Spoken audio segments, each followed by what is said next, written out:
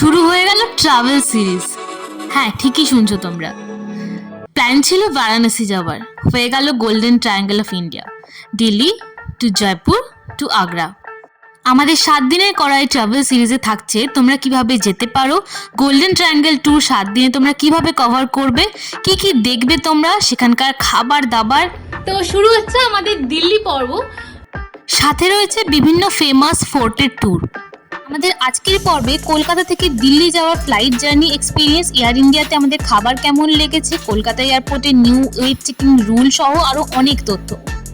তার সাথে রয়েছে আমরা দিল্লিতে কোথায় স্টে করেছিলাম তার সমস্ত ডিটেলস। তাই ভিডিওটিকে স্কিপ না করে দেখো এবং চ্যানেলটিকে এখনই সাবস্ক্রাইব করো আর বেল বাটনে ক্লিক করতে কিন্তু ভুলো না।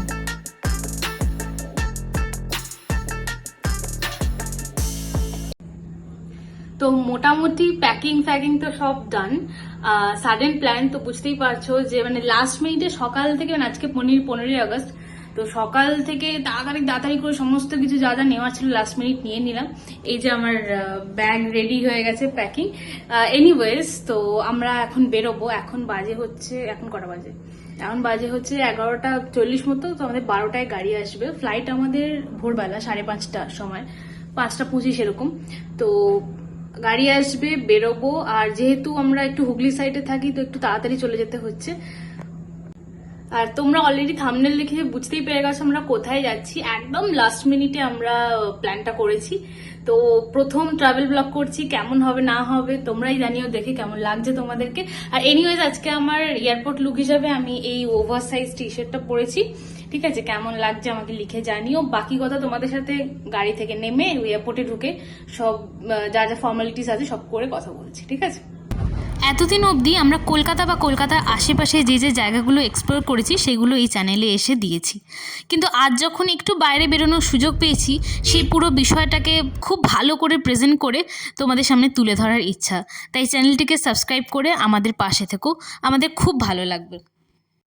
আর আগামী দিনেও আরও ট্রাভেল করার ইচ্ছা বেড়ে যাবে।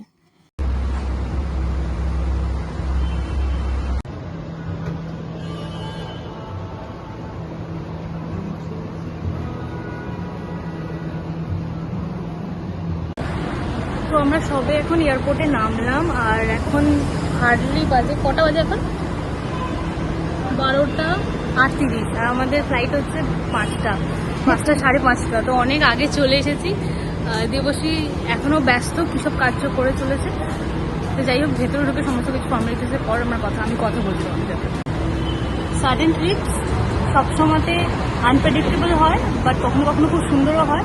তো পরে বলছি তোমাদের কি করছি না করছি। তো অন্ধকার আসছে।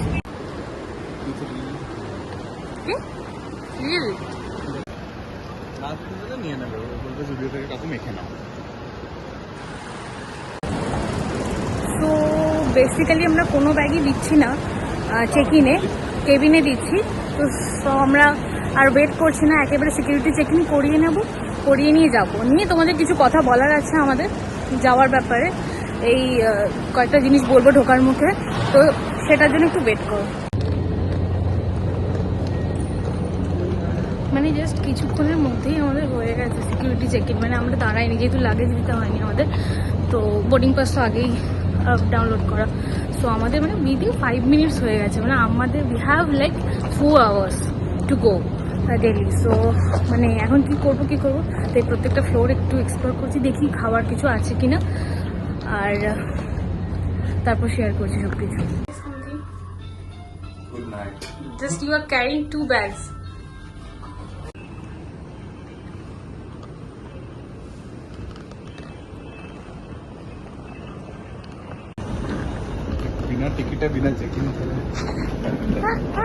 আজকাল বিড়ালরাও ডাকছে বোধহয়।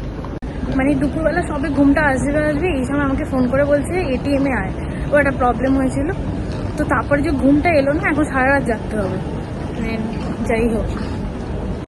আচ্ছা, তোমরা যারা আসছো ফার্স্টে এন্ট্রির মুখেই ডিজি যাত্রা বলে একটা অ্যাপ আছে, তো ফোনে ওটা নামিয়ে নেবে। নিয়ে নামানোর সময় তোমার যখন ডিজি যাত্রা মেশিনটা থাকবে সেখানে তোমাদের পিএনআর স্ট্যাটাস বা আরেকটা কি দিতে হবে, কিউআর কোডটা তোমাদের দেখাতে হবে, যেটা তোমাদের বোর্ডিং পাসে, যেটা পিডিএফে পেয়ে যাবে তোমার টিকিট কাটার পর। ওটা স্ক্যান করে নিলে তোমাদের ফেসটা স্ক্যান করবে বা থাম বা ইমপ্রেশন নেবে, তো নিয়ে তোমাদের একটা ছোট্ট টোকেন মতো দেবে, ওটাকে স্ক্যান করে তোমাদের কিন্তু এন্ট্রিতে ঢুকতে হবে। আর তোমাদের সাথে ম্যান্ডেটারি যেটা কি বলবো, যে কোনো একটা আধার কার্ড বা প্যান কার্ড রাখাটা কিন্তু ভীষণভাবে জরুরি। এরকম দেখতে হবে টোকেনটা। হ্যাঁ, এরকম দেখতে হবে টোকেনটা। সো যদি অ্যাপ নাও তাহলে তোমরা ডাইরেক্টলি মেশিনটাতে গিয়ে তোমাদের বোর্ডিং পাসটাকে, যেটা ফোনেও থাকবে, কিউআরটাকে স্ক্যান করো, নাহলে কোনো অসুবিধা নেই। পিএনআর নাম্বার ওখানে এন্টার করো, একটা চশমা খুলে নিজের ছবি তুলে নাও, তুলে ডাইরেক্টলি একটা এরকম ধরনের সিট বেরিয়ে আসবে, এটা নিয়ে সিকিউরিটিতে চলে যাও। আর যদি চেক ইন ব্যাগেজ না থাকে তাহলে ডাইরেক্ট তোমরা ব্যাগেজ ড্রপ তো করা সিন থাকবে না, সিকিউরিটি করে আমাদের মতো ঘুরে বেড়াতে পারবে। সেটাই, আমি তো 2024-এ এই প্রথম এলাম। এর আগে যতবার এসেছি, যতবার ট্রাভেল করেছি 8-9 বার, তখন কিন্তু আমাদের এই ডিজে যাত্রার ব্যাপারটা ছিল না। এখন আজকে প্রথম দেখলাম, তাই ভাবলাম যে জানিয়ে দিই। আর আমার এই এয়ারপোর্ট লুকটা তোমাদের কেমন লেগেছে? মিন্ত্রা থেকে একটা ওভারসাইজ টি শার্ট নিয়েছি, যদি তোমাদের আমার টি শার্টটা ভালো লেগে থাকে তো আমি লিঙ্কটা নিচে দিয়ে দেবো, ঠিক আছে? ডিসক্রিপশন বক্সে তোমরা দেখে নিতে পারো। তো চলো দেখি কি খাওয়া টাওয়া যায়, না এমনি রেস্ট নিই কিছুক্ষণ থাকি তারপরে। না, এটা এখন বলবো না কোথায় যাচ্ছে, এটা বলবো যে যেই মুহূর্তে ল্যান্ড হবে ওটাকে দেখাবো যে কোথায়। তোমরা দেখি এরিয়াল ভিউ দেখে কিরকম চিনতে পারো, আর নাহলে এয়ারপোর্টটা শিওরলি চিনতে পারো কোথায় যাওয়া। বাট থাম্বনেইলই তো থাকবে, এই তো পুরো ব্লুপাস হয়ে গেল। বলবো না কোথায় যাচ্ছে। এই হয় জানো তো, যখন তুমি 2-3 ঘন্টা আগে পৌঁছে যাও তখন এখান থেকে ওখান, ওখান থেকে এখান, আর এক জায়গায় বসে থাকতে না আমার কখনো ভালো লাগে না, বিশ্বাস করো। কলকাতার লোকেদের কাছে না মানে বেড়াতে যাওয়া মানে হচ্ছে ডিসেম্বরে চলো, পুজোর পর একদম ফাটিয়ে ঠান্ডা পড়বে তখন। বাট যাই হোক, এনিওয়েজ আমাদের অফিসের জন্য ছুটি টুটি তো পাওয়া হয় না। এবার হঠাৎ করে এখনই টাইম হয়েছে, আর এরকম ঘোরতর মনসুন, যেখানে চারিদিকে রেড অ্যালার্ট, বৃষ্টি, বন্যা। এনিওয়েজ আমরা তার মধ্যেও যাব। আমরা মনে করি তার মধ্যে সবসময় মানে যে কোনো সময় যে কোনো জায়গা খুব সৌন্দর্য লাগে, একটা আলাদা আলাদা সৌন্দর্য তার। সো আমরাও জানি ট্রিপটা কেমন হতে চলেছে। I am very very very very very excited. আর যেরকম হবে তোমাদের সাথে ভীষণ এক্সাইটেড আমি শেয়ার করার জন্য। প্রথম বাইরে গিয়ে ট্রাভেল ব্লগ করছি, মানে পশ্চিমবঙ্গের বাইরে গিয়ে। কলকাতার আশেপাশে দিয়ে জায়গায় দেখিয়ে থাকি আমরা। সো চলো। আচ্ছা, আমি তো কথা বলছি, পাশে একজন ঘুমিয়ে হয়ে গেছে, তো জানি না কিছু খাবো টাবো কিনা। একেবারে তোমাদের সাথে এরপর নেক্সট কথা বলছি ফ্লাইটে উঠে। ও এনিওয়েজ, আমাদের ফ্লাইট হচ্ছে এয়ার ইন্ডিয়া ফ্লাইট।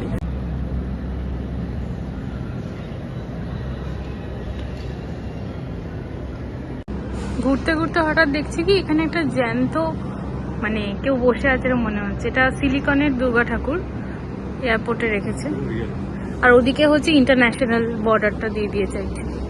আচ্ছা, যারা মিডনাইট ট্রাভেল করছে তাদেরও তো খিদে পাবে বলো, মাত্র 2-3টে ফুড স্টল ওপেন।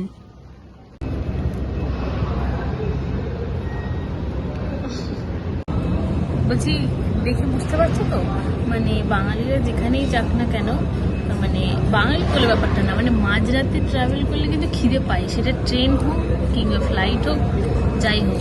অলরেডি একদম খেতে শুরু করে দিয়েছে, ক্যামেরাটা ঘরে বুঝতে পেরে যাবে, ঠিক আছে? আমাদের খাওয়ার, হ্যাঁ আমাদের মা দেখলে হয়তো ভাববে, খাওয়ার কোনোরকম কোনো প্ল্যান ছিল না, কিন্তু অতটা তীব্র খিদে পেয়েছে। আর কেক টেকও খেয়েছি কিছুটা, কিন্তু যাই হোক এখন একটু খাই। মোমোটা কিন্তু বেশ ভালো খেতে,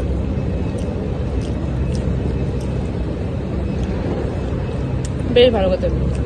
অ্যাট লাস্ট শুরু হলো আমাদের বোর্ডিং। আমি একটু গিয়ে শুতে পারলে মনে হয় বাঁচি।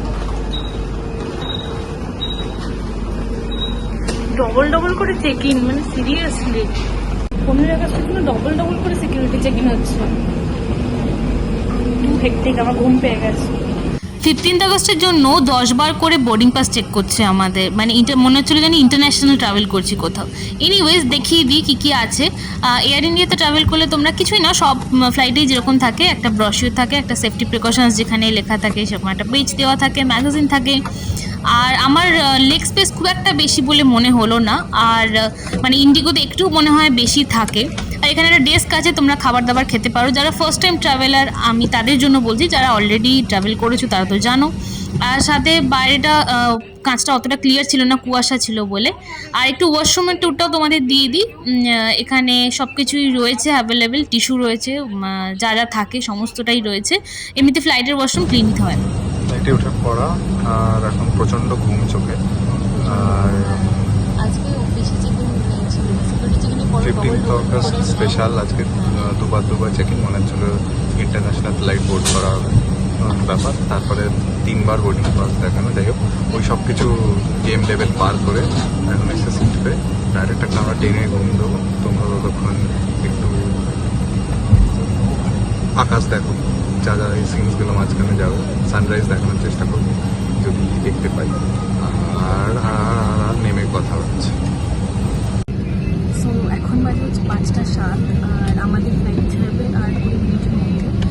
সো আমরা ফ্লাইটটা ছেড়ে এখন বাইরে যেহেতু কুয়াশা, সবটা ক্লিয়ার দেখাও যাচ্ছে না, এসির ব্যাপারে একটা হয়ে গেছে, ভুল হচ্ছে। তো চলো ইনক্রিমেন্টটাই विमान में ईंधन भरने की प्रक्रिया समाप्त हो गई है। अब आप अपने इलेक्ट्रॉनिक उपकरणों का प्रयोग कर सकते हैं।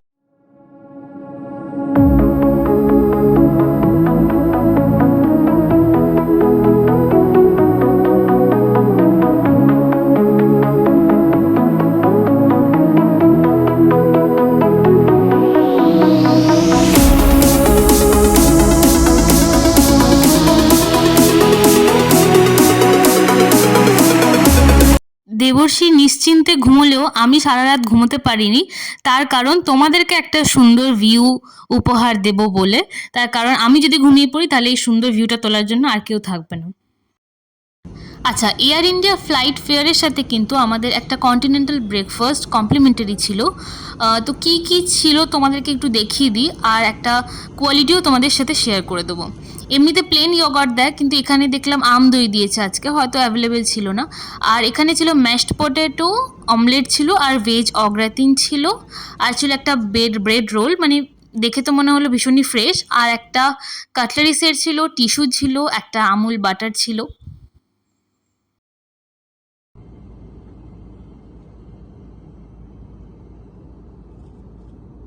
প্রথমত ব্রেড রোল মানে বান যেটা দিয়েছিল, আর তার সাথে মোটামুটি ম্যাশ পটেটো আর অমলেট মিশিয়ে খেলাম।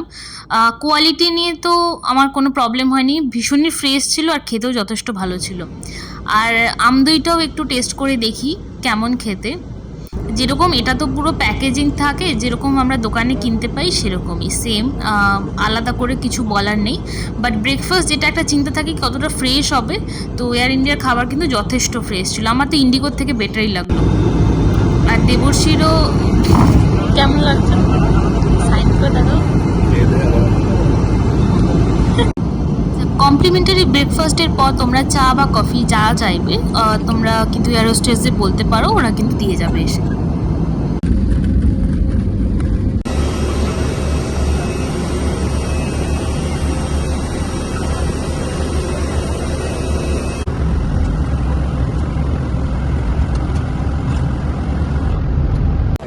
আমাদের এবারে টার্মিনাল 3 পড়েছিল দিল্লি এয়ারপোর্টে। তো অবশ্যই করে তোমাদেরকে ইন্দিরা গান্ধী ইন্টারন্যাশনাল এয়ারপোর্টের একটা ছোট্ট ঝলক দেখি, চলো।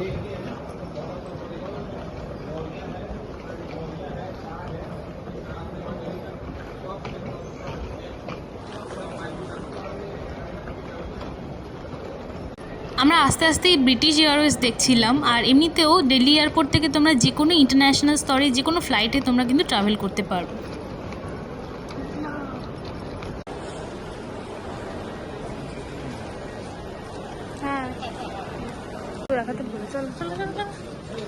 আচ্ছা, ফ্লাইটে নেমে গেলে মানে তোমরা ল্যান্ড করে গেলে তোমরা সবার প্রথমে কি করো বলো তো? আমরা কিন্তু মানে আমি বা দেবর্ষী দুজনেই সবার আগে মাকে একটা মেসেজ করে লিখি, মা নেমে গেছি, না হলে কিন্তু তাদের শান্তি হয় না।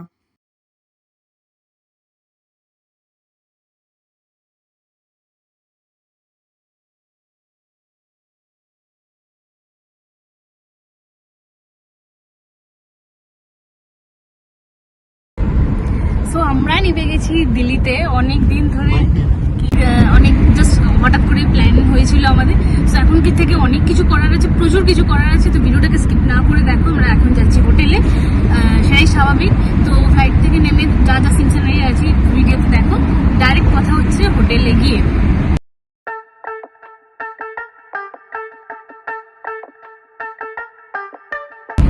যেরকম ওয়েদার ভেবেছিলাম ফ্লাইটে বসে যে মানে একদম সেই ভ্যাপসা গরম হবে, হয়তো মনসুনে কেমন হবে তো কোনো আইডিয়াই নেই, ফ্লাড হচ্ছে না কি হচ্ছে, বাট এসে দেখলাম মানে হালকা মানে এখন গাড়িতে যাচ্ছে পুরো একটা হাওয়া দিচ্ছে, ক্লাউডি, কখনো কখনো হালকা হালকা রোদ দেখা যাচ্ছে, আবার মেঘ করে যাচ্ছে, তো এরকম একটা ওয়েদার ভালোই মন্দ বেশ ভালোই লাগে। আমি দিল্লি ফার্স্ট টাইম এলাম, দেবশ্রী আগে এসেছি।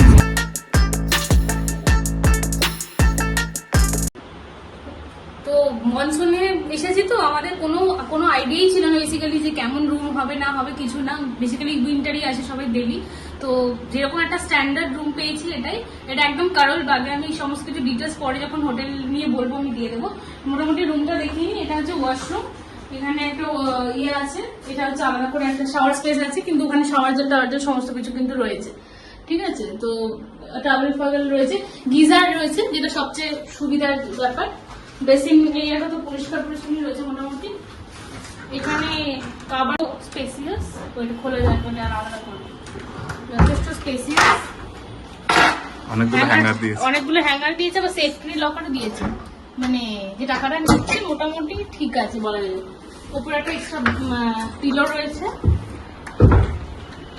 এখানে কি রয়েছে, এখানে টি কফি সেট রয়েছে, তোমরা সবাই জানো যারা থাকে, দুধ চিনি সমস্ত কিছু, গ্লাস সব রয়েছে। এখানে একটা মিনি ফ্রিজ রয়েছে, মিনি ফ্রিজে কিছু আশা করি থাকবে না, হ্যাঁ, তো এটাই। আর এখানে একটা টিভি রয়েছে, এখানে একটা ড্রেসিং এরিয়া রয়েছে যেখানে তোমরা মেয়েরা সাজতে পারো, এটা কিন্তু ভালো বেশ দিয়েছে। দুটো চেয়ার রয়েছে, তোমরা নিজেরা ইয়ে করতে পারো। এটা একটা বেড, যথেষ্ট স্পেসিয়াস বেড। আর এটা একটা রোড ভিউ রয়েছে, এটা একটা রোড ভিউ রয়েছে, ঠিক আছে। তো এখানে একটা ছোট করে রোড ভিউ রয়েছে। সো আমি একটা কাজ করব, আমি পুরো হোটেল সংক্রান্ত সমস্ত কিছু ডিটেলস যেখানে যেখানে থাকছি আমরা পুরো ট্রিপটাতে নিয়ে একটা সুন্দর আলাদা করে কম্প্যাক্ট ভিডিও বানিয়ে দিচ্ছি। এই ভিডিওটাও তার মধ্যে থাকতে পারে বা অন্য কিছু থাকতে পারে, সো তোমরা সেটা দেখো না, আর তোমরা দেখতে থাকো আরো ভিডিওগুলো।